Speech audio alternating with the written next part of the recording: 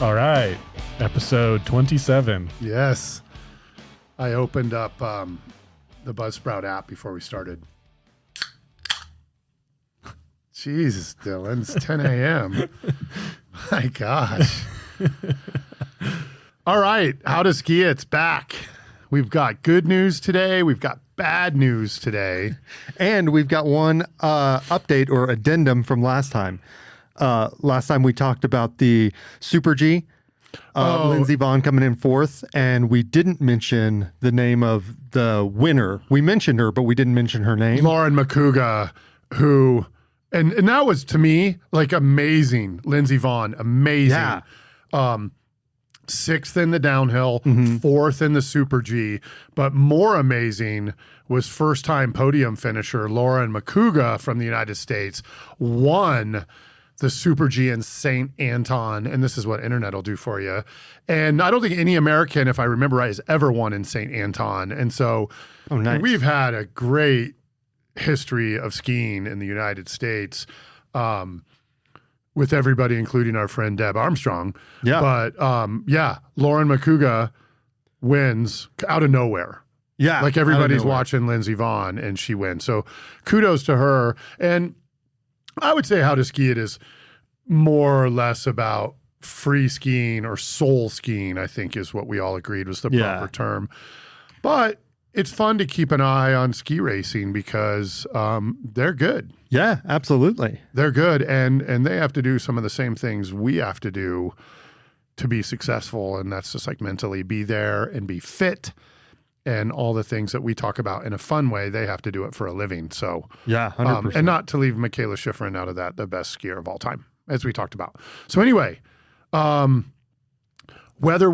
I think the last time we talked, we said we're going up to Winter Park. Yeah, with a whole group of people, clients, good conditions, and we were gonna settle the score, and we were gonna beat Tim Brocious for one down.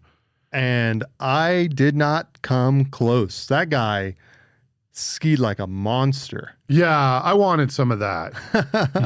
What do you mean you wanted some? Why didn't you go get some? Why didn't I go get myself some? Yeah, why? Dylan, do you have any idea why? Yeah, plans changed a little bit because maybe in perspective of how not to ski it, I tore my ACL.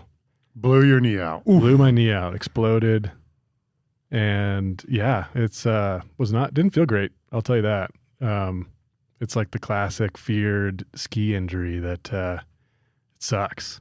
But you know what sucks is I was feeling good because I was making it the whole day. I was gonna go. I felt good. I was too. I was skiing well. But yeah, big bummer. We were up on the Pano lift and doing our second lap up there, and we were milking it. Yeah. We were let's go through a little bit of the day. It was cold. It was colder than usual, like 0-ish. Yeah. And then we knew that it was going to be a bloodbath. Tim Brocious fled from us in the morning. Yeah. I'm not convinced he skied. He sent us a picture that he was about to get on. Like he was at the chairlift for first chair. And we got to the super gauge, and the chairs were only full about a third of the way up the mountain. So he was on one of those chairs. So we were like, hey, where are you? Let's meet. And then I just figured he had to get the messages, so he's probably just going to wait at the top. But no, just disappeared. Has anybody corroborated his Strava? I was going to try. He said he had been. He showed us during the day that it had been recording. Once we finally met up at 10:30, and he had 13 miles, but that's counting chairlifts for sure. What in miles? What does miles have to do with anything? There was no activity from him on that day. On Strava. Anyway, let's move on along with the story. So Tim fled from us. We finally got hooked up with our friend Matt. And Ryan Kelly and Izzy were with them. So then we just said, and we knew Tim was on the run. Yep. And so we just said, let's take it easy. Let's go ski some panos. And we talked about Kinnickinnick and the panorama lift are a good place to learn to ski trees. And it's also, it could be considered a warm-up run. I mean, not quite, not for everybody. Right. But for us, it was more of a warm-up run. And one thing before we get into Dylan's incident, that was me and Dylan were reminded on the chairlift that we had a conference call with a team out of Las Vegas of real professionals. Like not like us, like real professionals. Quality people. So we had to drop what we're doing, do this conference call. As I said, they're real professionals, so it only took like 5 or 10 minutes. And you guys all we said, we'll see you at the bottom. Yep. So me and Dylan skied Kinnickinnick from the top of Pano to the Pano lift nonstop. No stops. Like stops for maybe 2 or 3 seconds. Just like, you still there? I'm still here. Here we go. To make sure we're synced up. And we've talked about how important it is to keep an eye on people, because if they get injured or something, you were going to wish somebody was there to help you. 100%. And that was a great run. That was a burner because no stops, and we were pushing the pace to catch up to these guys. And so then we rode the lift up again, and then I don't know what happened. I ended up skiing that next run by myself. I think there might have been a little bit of a detour in the middle, because I think we did that Kinnickinnick. We rode sunny side up and did that's right. So we were skiing sunny side, were we, or were we skiing Pano when it happened? We were skiing Pano. We went up to the lodge at the top of Sunnyside. That's when we met. And then we met up with Tim finally. Who already had 63,000 vertical feet and 100 runs in at 10 a.m. And then once we met up, we went back to Pano. We rode that up again. Did a similar run. You know, we don't often do the exact same thing twice. So I was just looking specifically. I had just gone down more accurately Calypso, which is basically the same thing. I mean, if you have ever ridden Pano, I feel like there's just glades and you just go down somewhere wherever it looks good. Yeah, and right. Technically, we were more on Calypso. I would say it's all the Kinnickinnick trees. Yeah, I would agree. Me too. I tried to. So the first time we went down Kinnickinnick, both Dave and I ended up in this like single track bump run at the end that's like on the wrong side of the rope. And I was just trying to avoid that again. So I was like, I'm going to try a little bit more skiers left this time, which was Calypso. And had such a great run. I was feeling great. And it wasn't even on that run. I mean, so that dumps out onto just some lame blue Edelweiss. And I was just cruising, like doing carves on Edelweiss. And I don't know what happened. I have a video of it actually. So maybe we can share that of me getting hurt. Not really.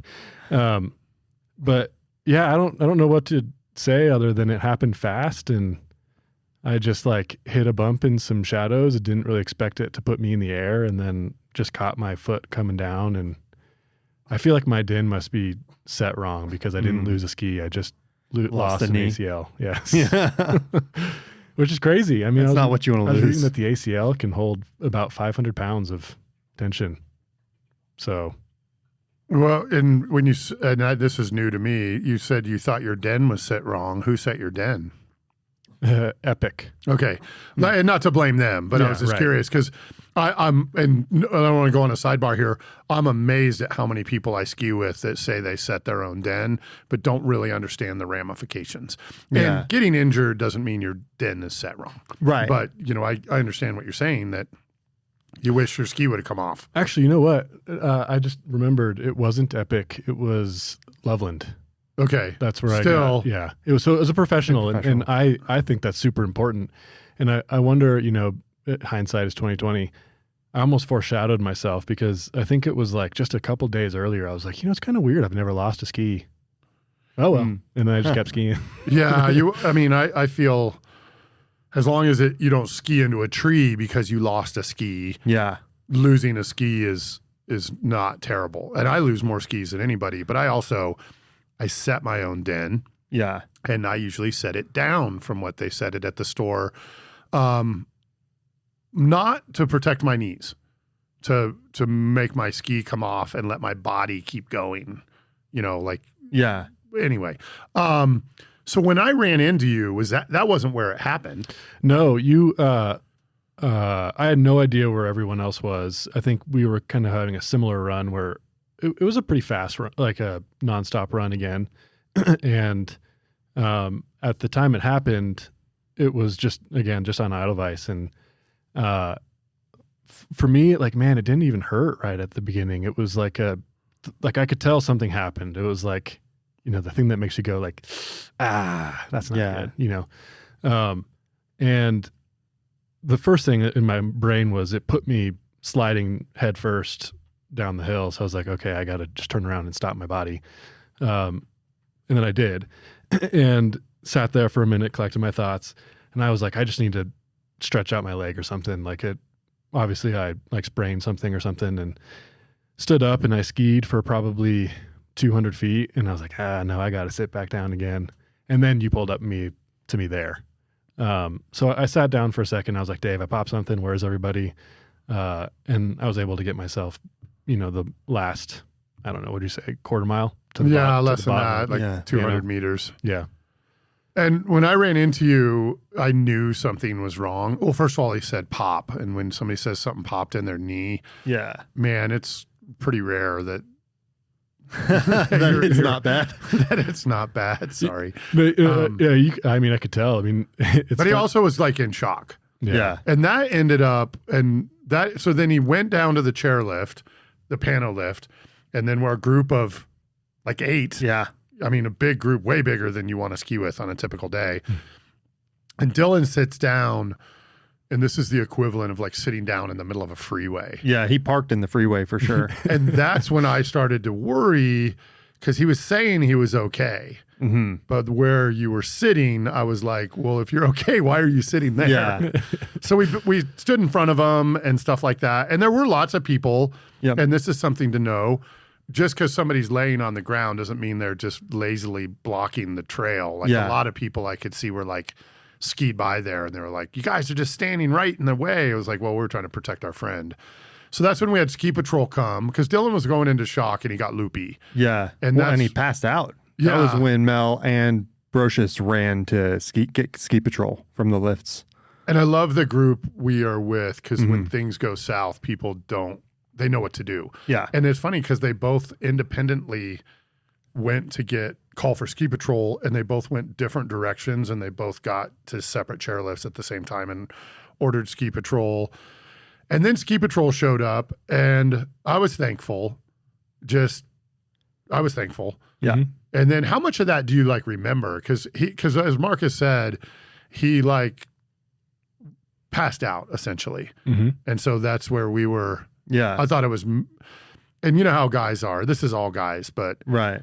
if you fell out of the back of a pickup on the interstate, most guys are like, I'm all right. I'm good. Yeah, I think that's pretty much where my brain was at, was because my pain was so fine. It was just like, I sat down and I was like, okay, I just need a second. And I was like, I think I was talking to Marcus and was like, no, I'm fine. Watch, I'll just stand up and like, I'm fine. And then my knee gave out on me and I was like, okay, I got to sit back down.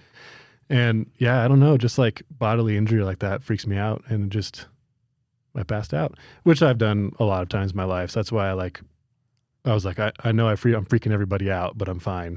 Well, and the first time he passed out, he was like stretching his arm over his head as he passed out, and then his arm's in a weird angle, and so it starts shaking violently. I mean, to me, it looked violent. I thought you were seizing for sure. I thought he was having a seizure. Me and Dave were out of our skis, and to you, I was taking your skis off. He was checking you, and you come back to you, and you're like, no, I pass out all the time. I didn't have a seizure. I'm like, you were passed out. You don't know if you had a seizure. Yeah, and it had the symptoms of a seizure and we're all good friends. So when we're about to make fun of Dylan, yeah, understand. but when we were describing it to each other, we were like, he did the Thriller. Yeah. And that's like in the Michael Jackson video where they dance and they have their hands like claws. And what's amazing to me about us calling it the Thriller is he who was not there to hear us call it the Thriller, later Matt DeMola referred to it. He referred to it as the Thriller. The Thriller. So he did this Thriller move. So then Ski Patrol showed up. I'm saying less than 5 minutes from when Dylan did the Thriller to it was fast when Ski Patrol showed up. Her name was Sammy. That was first one on scene. And I don't think we talked about it on this podcast, but we once became a serious incident, and the first officer on scene instilled confidence in us. And Sammy, in this case, really instilled confidence in us. Yeah. I definitely felt comfortable when she showed up. Yeah. And she asked a lot of questions. And I remember she said, here's your options. We'll help you to your car. And I was like, I like this idea the best. Or we'll help you to the clinic, which I should have realized was at Winter Park. And if you don't know, Winter Park and Mary Jane are two like ski areas that are kind of connected, but they're also kind of separate. Yeah, they're hard to get one to the other. Yeah, unless you're at the top of the mountain. Yeah. So, and I want Dylan to make the decision because I don't want to make the wrong decision here. We saw him do the Thriller. I'm out. I'll deal with broken bones and bloody injuries and stuff. I'm good at that. But the Thriller stuff, I'm like, I need an expert. Yeah. And so I'm getting ready to give my input. Like, let's get him to the car and get him home. And then he does the Thriller again. Yeah. And then she made the decision for us, like, we should go to the clinic. Well, there was a point where she was like, I'm going to do some paperwork that says you're refusing care. And then I was like, I don't know if I'm ready to refuse things yet. Yeah. Like, I'm not worried about the Thriller stuff. Like, my knee just feels pretty bad. And I was like, I feel like the people here probably see messed up knees very often. So I was like, what better place to get a first opinion from a sports ortho, probably. Yeah. So I was like, I just want someone to look at my knee. I would have thought, I'll be honest, I thought that was a bad idea. Yeah.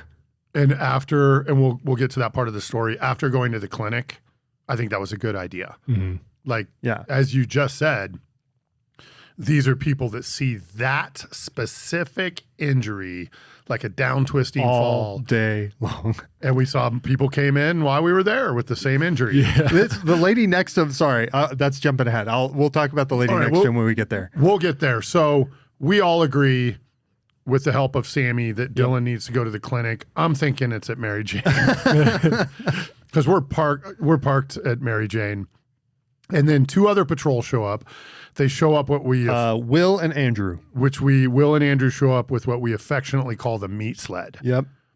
And as serious as this situation was, somebody in our group had time to take our 9-person text group that we're skiing with, which is a great idea, put everybody on the same text message thread. And they changed it to Dylan rides the meat sled. Dylan That's rides what the I meat called sled. it. And I put a photo of him smiling real big in the meat sled. It was great. So they loaded him in pretty efficiently. Yeah. And then they got you in, then they were going to put your skis. And the meat sled is exactly that. If you don't ski, it's a sled, it's a toboggan that goes on the ground and they tow you. Yeah. And so they load him into that. And then I was like, hey, I'll take his skis. Like, you don't need to load those in there. And they're like, nope, skis are going in. We got this all under control. One other thing that happened as he's getting loaded in, I'm standing next to Mel and over by Sammy. And Sammy comes to Mel and goes, I didn't want to say this to him because I don't want to freak him out. But what he's talking about, that sounds like he tore his ACL. Yeah. And I knew this too, but you don't want to be the bearer of bad news because that's what the doctor's because for. I'm not a doctor. Yeah. And I don't have a MRI machine or anything like that. So they load him into the wagon. And what are you thinking there? Because at that point, it was real. Yeah. Yeah. Because I think one of my first reactions was like, no, I'm fine. I'll keep skiing today. And then once I realized I probably shouldn't, like, I bet I could have, but would I make it all the way down fast enough without falling? I don't know. So I was like, you know what? Meat sled sounds great. I'm going to take advantage of it. How many people get to say that they rode the meat sled? So I was like, this is just going to be a fun ride that no one else gets to do. It was pleasant. It was, there's like a tarp that you lay on, which first of all, obviously must have sat outside overnight because it was super cold. Yeah. But it like wrapped me up super tight. Like I couldn't move. All I could do was like turn my head back and forth and maybe kind of look behind me, which was kind of cool because like the rest of our group was just following us. Mm-hmm. But yeah, it was a pleasant ride until I had to get towed by a snowmobile to make it all the way to Winter Park because then I was just like in the exhaust pipe, it felt like. But other than that, it was smooth and quiet, interestingly. Yeah. And we'll share some of the photos. I think the cover photo should be. Oh, yeah. Like I took a photo. I wonder if we get AI to recreate that. And I actually put energy into my composition on that photo. Like I wanted to make sure I was centered and the mountains were in the background. Like I really worked at it. And it came out It good. looks good. Yeah. And so we'll share that with the podcast. So then they take you, me and Marcus is following. We told Mel, like, go ahead and just get the van. Like, we kind of knew at this point, like, we weren't just going to get checked out and then we were going to ride the lifts back. I wanted you guys to be clear. Yeah. Yeah, and we'll talk about the real victim in the end. So you got to the clinic. Oh, and me and Marcus were following. Yeah. And then we figured out what the snowmobile was for, is to go up this hill. Up the hill. Yep. So we had to go up without the snowmobile. And then we got to the clinic and you were already in there. But man, it's a little mini hospital. It's run by Denver Health. And probably the worst place in the world that really they made it a positive experience. Yeah. Like they were really professional. I get it. They deal with 100 people like Dylan a day, but they have all his gear. They put it in this giant, like bomb-proof trash bag. So, you know, because you can't just put ski boots in a kitchen bag and just tear through. And they really did an amazing job. Yeah, agreed. There was only one thing, and it was way more funny than it was like wrong. It was just really funny because I didn't know it was the clinic was Denver Health. Wasn't really thinking. And the guy comes up to Dylan and is like, I heard you're going to come see us at Denver Health. And he goes, he's like, no, he meant in the back room. You're going to come see Denver Health in the back room. But it was like, I'm not going to Denver. No. What are you talking about? I thought he was trying to play a joke, and he's like, all right, we're going to take you down to Denver now by ambulance. But I was like, I just didn't get it. Yeah. And I think I got it, is that the one side where we started out on is the ski patrol side. Yeah. And you could have checked yourself out there. Correct. I'm good. And then if you don't, you had to say, I'm willing to go through emergency care. Yeah. Because everything there, I think they consider emergency care. So then they moved you over to the Denver Health side, which was very much like a hospital. Oh, yeah. Everything just seemed exactly like a hospital. And that's where you actually saw a doctor. Yeah. That's where a sports ortho, manipulated my leg and was very thorough. I was impressed. Like that guy knew what he was doing. And, comparing one leg to the other. And I think you and I both kind of noted pretty quickly, like I was just impressed that he just got right to the point and was just like, well, I have bad news for you. I think you tore your ACL and here's why. Yeah. And I was still kind of like, okay, I'll see someone follow up and see what happens. He probably doesn't know. Yeah, he probably, what does he know? And then the funniest part was, and maybe this was like the I'm not even mad about it, but I got a brace and he's we're like, done. We're ready done. to leave. I'm on my crutches, walking out the door of my room, and he's like, hold on, can you sit back down real quick? And I've got this I guess I don't know, like a resident nurse that is about to go to fellowship somewhere else, and I just want to show her what a clinical ACL tear feels like. And then I was like, okay, he knows what he's talking about. Yeah. And I know I laid back down and took the brace off, and he's like, yeah, so you feel this, like, here's this one test and you see how it doesn't fight back like the other leg. And then he's like, and she's like, yeah, I do feel it. He's like, yeah, those are 2 positives. Oh my God. And I was like, okay, cool. It's there. And he was a really nice guy. And so it wasn't an imposition, but it also was like, come on. Yeah. Yeah. He's like, let me show you what a really blown out ACL is like. And so then we took sorry, real quick on the ski patrol side, because I almost said this earlier. We're sitting in there. Dylan's the only one, and all of a sudden it starts loading up with people, and this woman gets wheeled in right next to Dylan, and she's talking to the guy, and she's like, "Yeah, I was skiing and I kind of hit a bump weird, and my knee popped, but I'm not really in any pain." The same leg, same everything. Yeah, unfortunate. It's a sad place. Yeah. I did ask on the way out. I was like, so how many times do you see this? Like, how often do you see this? And he's like, yeah, about 2-3 times a day. Yeah. And that even surprised me that I didn't think that was high. Mm. Although Winter Park is not a gigantic ski area.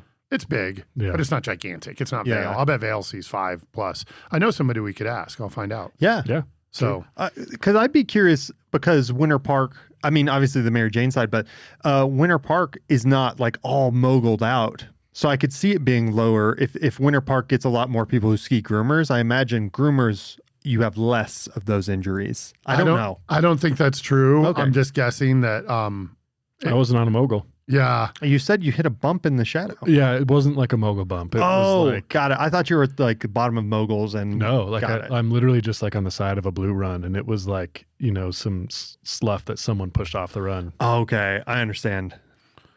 So we load him up. We took him back to his house, and we went and got his car and dropped his car off. And your gas light was on. I meant to tell you that. That's fine. I'm not driving it for a while, so that's perfect. I was going to say, I was like, what did I get myself into? And then you went and got an MRI, Yep. which confirmed the ACL tear. And then you're scheduled to have this thing patched back up next week. Next week, yeah, like 7 days from today, so what I've gathered, which is 7 days from ago tomorrow. So 14 days after the injury, essentially. Yep. Yeah. Which isn't unheard of, but not the typical timeline is what I've been learning, is that, you know, surgeons really say if you have minimal swelling, full range of motion, and even some strength going into the surgery, you're going to be better off. And one guy even told me that, you know, like you almost want to be to the point like, do I need a surgery? That's when you go get the surgery.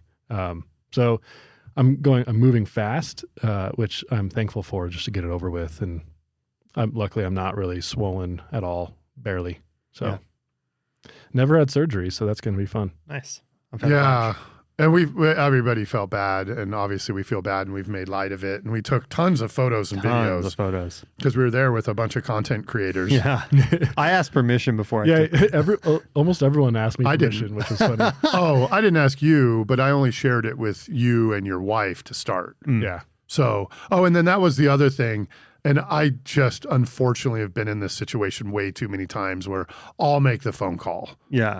I know even when it is serious, there's it's very important how you deliver the news to somebody when it's serious, and I wouldn't call this serious. Yes, an ACL is serious, right? But we didn't think we were going to lose him or something like that.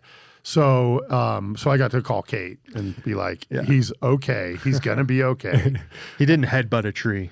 I was impressed, but not surprised. When I was in the meat sled, I was still wearing my AirPods, so I just, you know, I couldn't use my hands or anything, so I just was like, "Hey Siri, text Kate," and it worked. And I was texting her, and I was like, "I did something to my knee," and she's like, "I know. I already talked to Dave. I know everything." And I was like, "All right, it happened like 10 minutes ago, so I'm not surprised." Yeah. So we'll keep you guys obviously in the loop on his recovery. Aaron Rodgers wanted to come back. My understanding is that last year he tore his ACL. He's a quarterback of the New York Jets. He's like in his 40s, so older than Dylan.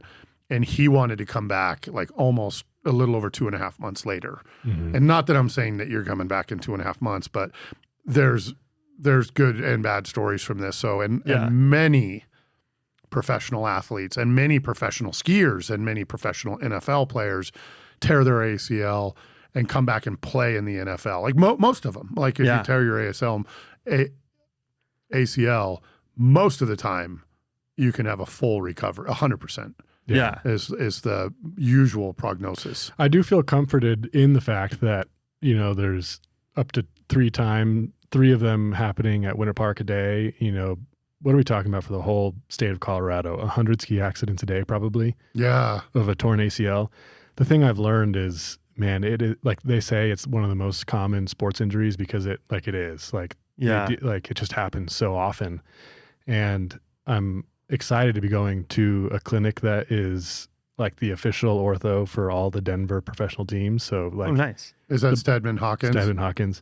So they like literally got their start, my understanding, with a little bit of history here.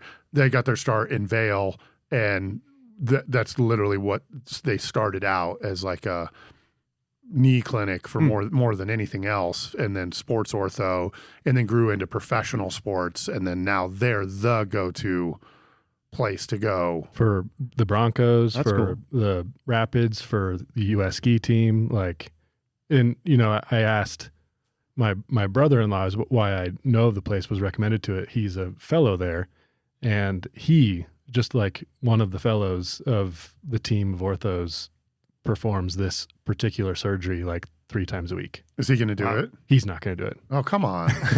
His attending is.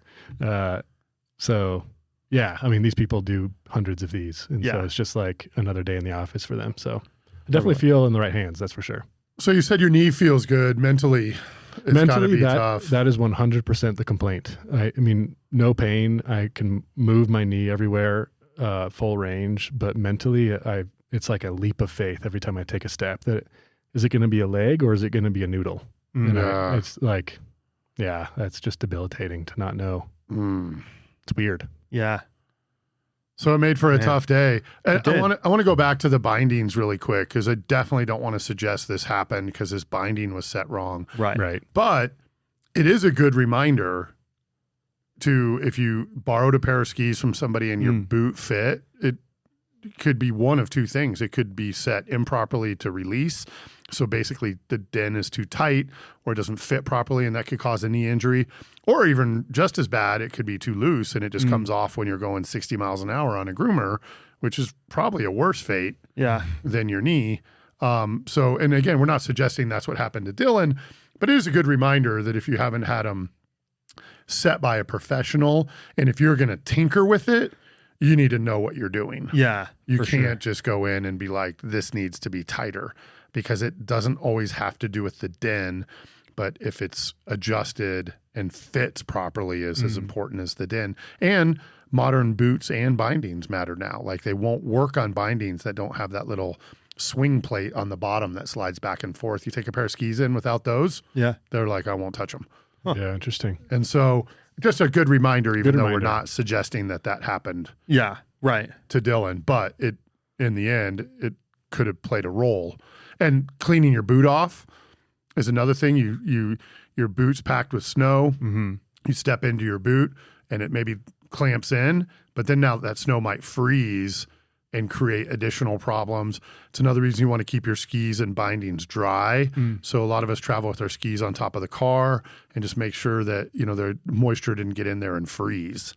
Or what about good rust? notes. I mean, is that ever a corrosion of any kind? Yeah, all those things. That's all really good tips. It doesn't hurt to get your skis tuned every once in a while. I'm not a huge fan of tuning because not every place does a great job. But when you do find a good place, they'll usually take a look at those things. They usually can say, did you see this? Did you see that? And that's why I've always recommended go to Ski Deals. They're litigation phobic, as they should be for a giant corporation. So they're going to pull out all the stops, as they did when I told the story a few weeks ago of my broken binding. They were like, we can't mount these skis with this binding. Yeah, for sure. Put them in the crosshairs. So again, not suggesting that's what happened. So so now surgery and then rehab and then the mountain bike. So I mean, you'll be back next year. Yeah, I believe if everything goes the way most 99% of patients go, I'll be skiing next year. Barring any mental barriers. I have no idea. Who knows? But I should be walking within a few days after surgery, with braces, or crutches and a brace. But one of the first and best rehabs I can do is, cycling. So I'm really itching to get my trainer, assembled because it's not currently, so I can keep moving as much as I can. Yeah. I know one of the big parts of my recoveries are actually going to take, they're removing the old ACL and replacing it with a graft that they're going to take from my quad tendon. Oh, wow. So they're actually going to cut I think it's probably a 7-8 centimeter long by 1 centimeter wide piece of my tendon in my quads, and then use that to, and a piece of my patella bone to have a plug to attach to my tibia. That's crazy. So I think the ACL part is one thing, but I'm going to lose my quad for a while that I'm going to just have to rebuild. But muscle can regrow. Yeah. So, man. Yeah, Wild. Tough stuff. Interesting day. And as I was saying, I was the real victim. Yeah. I was going to ask if you wanted to talk about the real victim. Because then you went back out. Marcus went back out skiing. You know what? I was going to ride with you guys that day, but I had to pick up my dog from the vet. So I ended up just taking my own car. And that turned out to be the right choice. Yeah. And obviously I made the right choice to stick with Dylan, as I would expect you guys to do with me. But I was like thinking like, what's the protocol here? Is it one more run? Right. So I ended up with like 9,000 vertical feet of intermediate skiing. Yeah. And I want to just throw this out there. I was with you guys until you got in the car. You and were. left. And I, you know what? I wouldn't expect anything different. Like we told a lot of the other team members, Yeah. this isn't a Go 10-person on. Yeah. job, but like our immediate How to Ski It team and Melinda was with us, stuck together. And then Ryan and Izzy were like, we had the dogs in the van and they were like, can we let the dogs out? And they didn't know we were coming to get the van at that time. Yeah. So everybody circled around. But we didn't need like Tim and Matt and all those guys. It just, they would have done anything they could have, but there wasn't anything But there to wasn't do. anything. So, well, I'm sorry because Dylan was turning into such a good skier and stuff. Yeah, and now he's probably going to be back on the snowboard like a loser. This would have never happened on a snowboard. Nope. And yeah, and anything else to add on that? No, I think stay safe out there, and it could be worse. And as hard as it was for him, it was. Did you feel bad going skiing yesterday? A little bit, yeah. Because Dylan's sitting in the front and we're like, hey, man, see you later. And we wheelsed up from the office, which is Yeah. kind of rare, not super rare, but like I had my skis in the office and Right. stuff. So we were walking out the doors with skis, boots, poles, and And he was like, you guys going skiing? yeah. Yeah. And Yeah, I don't feel bad at all. So yeah, I hope no one. I would have felt bad, but I'm here to tell you that don't feel bad. Well, I'm not going to stop, but Yeah, I probably please. will keep feeling bad. we'll keep feeling bad, but you're right. We're not going to stop. So we went to Eldora yesterday, and when we left the office, the Eldora webcam thermometer said -5. And I didn't realize it said -5. Yeah. That's so and so we had an exceptionally cold spell the last few days. And here at the office it was about 0 or maybe 1 or 2. And as we drove up, it went, 2, 1, 0, -1, 2, 3, 4. And we got there, it was 5. And we got out of the car and it was pretty still. Yeah, it was still and the sun was shining. And everything was covered with snow or frozen. And so it was visually stunning. Yeah. And we rode up and got off the top, and there wasn't a lot of wind, but immediately our skis stuck to the snow. And in all my 50 years of skiing, I've never skied snow that was so sticky or not slidey. Yeah. And we went over, there's a run, and if you're familiar with Eldora, we headed straight to the back. So we took mule shoe, and it's funny, there's a Strava segment. I don't know if you knew this. Oh, really? There's a Strava segment from the top of Alpenglow to bottom of Corona via mule shoe. I can promise I've never come close to on that. Yeah, Nick Edwards I saw was 5th. Oh, nice. But I saw that I was 7 minutes slower than usual. And that's just the catwalk getting The over there. catwalk was so slow. You couldn't carry your speed at all on the catwalk. It was like yesterday. skinning. It was like skinning. It was We had crazy. no skins. And then the snow never so first of all, Eldora's full in now. Like all the runs are covered up, everything's open. It was firing, except it was the hardest skiing I can remember. Yeah. Because every time your weight changed on your skis, your speed changed dramatically. Not like you slowed down 5%, you slowed down 45%. And that made you like kiss your tips and stuff. Yeah. And it was wild. It was wild. We went down, what is it, Moose Glades? Number Moose Glades Moose Glade 1. And you couldn't turn. You like couldn't make turns. You had to like jump turn or just straight line some sections. It was That's weird. so Do you have any weird. idea what causes that? and My theory my whole life has always been you pull your skis out of the car and they're kind of warm, and then it's like one run they feel weird, but I feel like they No, it didn't get any better all the way. We got better at skiing it. I can only speculate that the -5, Yeah. but it couldn't be just that because I've skied at -5. I skied at -5 just like a year ago at Steamboat, and and I had a full day. Like I just dressed warm, no exposed skin, but so I think it fell. The snow fell at -5, and then was like -5 snow on the ground. I don't know. I've never experienced anything like it. Yeah. I've never wanted wax before. Yeah. Because I feel like I go fast enough, and we're skiing really steep things as we did yesterday.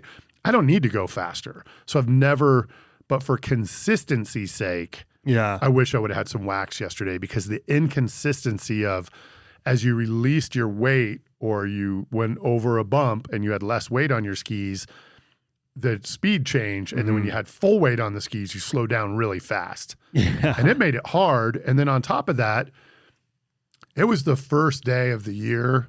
We skied Upper Enchanted Forest at Copper Mountain one day, which is a double diamond and somewhat dangerous. And then we skied all of Eldora's dangerous steep runs. Oh, yeah. And it was difficult. It was very hard. The one great run, and Dylan, you'll get a kick out of this, is I always ask people where they want to ski, because not following me isn't always the best idea. And he was like, I don't care, let's go to the Glades. So we went back there and did Moose Glade 1, which was difficult for both of us because the skis weren't sliding well. And then the next run, we went and did Bryan Glades. Excellent. Still one of my favorite runs in Colorado. And then we went back and skied Salto Glade. Yeah. And I didn't realize that Marcus had never skied the waterfall until he was in the waterfall. And this is a short little, maybe 75 meters long at like 45 plus. It's really steep. Yeah. It's intimidating. And I looked up and saw him in the waterfall, and that's when I went, I maybe shouldn't. And he did fine. He did hit a big rock. I did. And like hip check to recover, which was a good move. Hip checks are, it's hard to explain, but if you know what that is, it's where you just basically kick your legs out and let your hip hit the snow, and hopefully it digs in a little bit. Yeah. And so he hip checked to recover, and that was a good recovery, but that's some steep stuff. It was very steep.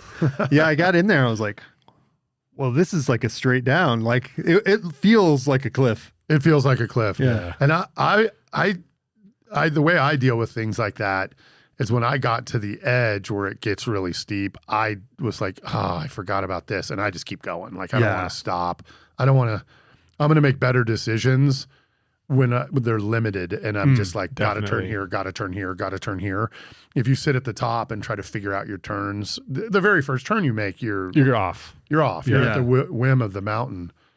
So Eldora was a weird day. And then the wind kicked up, and no exaggeration, that 5 below went to like 30 and 40 below. It was so freaking cold when that wind hit. And we went from skiing and enjoying ourselves to evacuating. Yeah, for real. And we evacuated. But last thing on Eldora, and then we'll wrap this one up. I feel like we always are making fun of Eldora just because it's not like, it doesn't have it all. It's small. When only the front's open, it's very much, it's like an East Coast ski area. You can see the whole mountain from the parking lot. And then they opened the back, and I was just reminded. What dog's in the studio? Okay, go see who's at the door. Go get him. But I want to present that yesterday, man, Eldora is amazing. Yeah.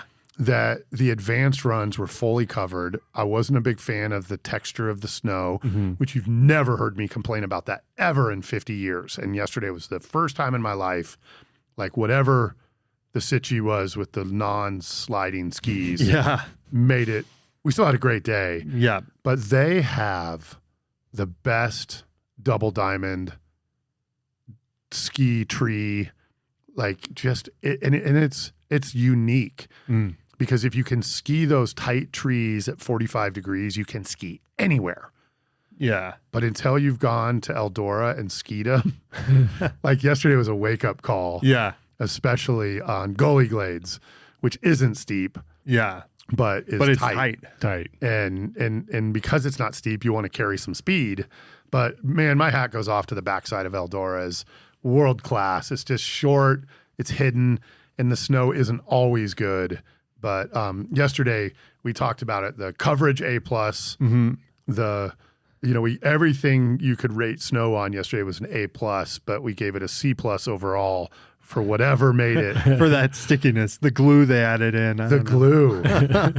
And that made it hard. It did. It made it made the day so much harder because if it was just cold, I don't think we would have been like, that was a hard day. We'd be like, it was kind of cold. But it was like, I couldn't move and it was cold and yeah, and hard. The not being able to move, not being able to make turns, like having to force turns, made it so much more difficult than any, I mean, you said in 50 years, any other day I've ever skied. I've never experienced that. And one thing to keep in mind is you're on two skis and the way they grip the snow was different. So sometimes it would just be your right ski would get hung up. And then now you're just skiing on your left ski and you're in the trees. And it was a dangerous day from that matter because we were both skiing really aggressively. And, you know, it's like, Eldora's finally all the way open. And so I'm going to try to go up tomorrow and it's supposed to be 15 degrees. And if you didn't know, and I don't know where I read this, but it's been confirmed more than once, the perfect skiing temperature is supposedly 17. And that's not just for can I ski in shorts. That's not the only thing they consider. It's snow quality, preservation of snow quality. And then again, if you're a skier, 30 degrees is way too warm. Right. Way too warm. So it's the balance is supposed to be 17 degrees. So tomorrow's supposed to be 15 degrees. So that's pretty close. Nice. So we'll give it a try and maybe it'll be better. Yeah. I would consider myself an expert skier, and yesterday I was an intermediate skier skiing expert runs. When I at some point I started getting sloppy because I was just so difficult, and when I slowed way down, I started doing a lot better. Yeah, I couldn't slow down because you'd stop because then I couldn't go fast enough. And so I think that's funny how you solve the problem by slowing down, and I solved the problem by just letting it rip. And I was like, just go all out into this. And it worked, but it was also dangerous. Yeah. That we're just skiing trees at 20 and 30 miles an hour. Totally. So, but good day. We miss Dylan. Yeah. He would have had a good day. I wanted somebody else to experience that. And there was a fair amount of people up there. There was. It was like a normal Monday. Yeah. And so just to example rather of a Monday at Eldora is there's maybe one person on each run. Yeah. Like it's not busy. You see a couple people at each lift, but there's no lift lines. You know, there's maybe 2 or 3 parties max in front of you on each chairlift. Yeah. And then about half the chairs will full. Although at the end of the day, our last run down Bryan Glades, there wasn't a single person on the run on the chairlift. And that's when it started getting cold. Yep. And we assumed the runs had been closed and we got up to the top and they were open. So we went and did another one. Yeah. Nice. But nobody was there. Yeah. At the end, yeah, you're right. Everybody was gone. And then I'd like to praise Eldora for having the electric car parking up front. Yeah. And we drive the ski van, but yesterday we took the electric car and you can just park in the very front, which was awesome. It is nice to park 50 meters from the chairlift. It's just a nice feature. It is. I would pay for that at other ski areas like we used to at Copper Mountain. Oh, right. For the A-lift. Yeah, over there. But they don't have that anymore. Yeah. So. Anything else we need to cover on how to ski it? There was a crazy lift accident in Spain or maybe Italy. Spain. And we're not going to glom on about it, but go look at the photos. One of the bowl wheels broke off and the cable, the maintain wire caught on the maintain tower. So it didn't just unravel. But then I think that broke the other main bowl wheel. So then both bowl wheels are like laying on the ground. And the cable is hanging on the maintain towers. And then I guess you can imagine if you ever pay real close attention to these wheels are on counterweights and they move back and forth to take the bounce out and stuff like that. Well, once that's broken off, you lose all the tension. Yeah, it sent a wave down the line and ejected a bunch of people. But just it happens. It's not something to be afraid of, you just don't see things that big of malfunctions very often. Yeah, for sure. I read something that it was reminding people of a very similar accident in Telluride, like way back in the way back. Keystone? I read it was Telluride. I bet it's happened in more than one place, but Keystone had the infamous Yan lift where the bowl wheel broke off. Oh, okay. And then it sent a little whip up the line and sent some people aerial. Yeah. So I'm not going to act like I know what happened, but probably another situation where the bar would have helped you out. Yeah. Like having the bar down would probably help you out in this situation. And since the few episodes ago, people were falling off the lifts in Colorado on a regular basis for a few days. And now I feel like it just because that made so much news, the bar's coming down like pretty frequently these days. Yeah. So, and I'm not against it. I just just don't hit me in the head with it. Yeah. Agreed. Let everyone sit down in the chair for a second. Yeah. Before you start whipping that down. Well, because they don't also go aerial immediately. Like they start off and you're at 1 foot, 2 foot, 5 foot, 6 foot, all heights that aren't going to matter. That's when you put the bar down. But like sometimes I get it. Like heights are scary for me, but not like in a chairlift where I'm sitting down. Yeah. If I was standing up, I might panic a little bit. Don't let that deter you from riding a ski lift if that's something that you think you're scared of, because to me it's just like an example of the law of big numbers where things are going to happen. I mean, you only hear the stories when things go wrong, but not the thousands and thousands and thousands of people that ride lifts every day. It's like riding an airplane, right? That's one of the safest things you can do, but you only hear about the issues. So I don't think it is. And I think for our next episode, so skiing chairlifts are very safe, but other places around the world, they have gondolas and things like that aren't necessarily a part of skiing. It's how they move people around. Yeah. And then that's where it's not the safest form of transportation. It's not like an airplane. But I think Dylan was saying airplanes are the safest form. Yes. Yeah. So yes. But and I'm just making the point. This isn't in that part of the list. And we can talk about, because Dylan brought up a incident in Telluride that I'm not aware of, but there was a very famous one in Keystone.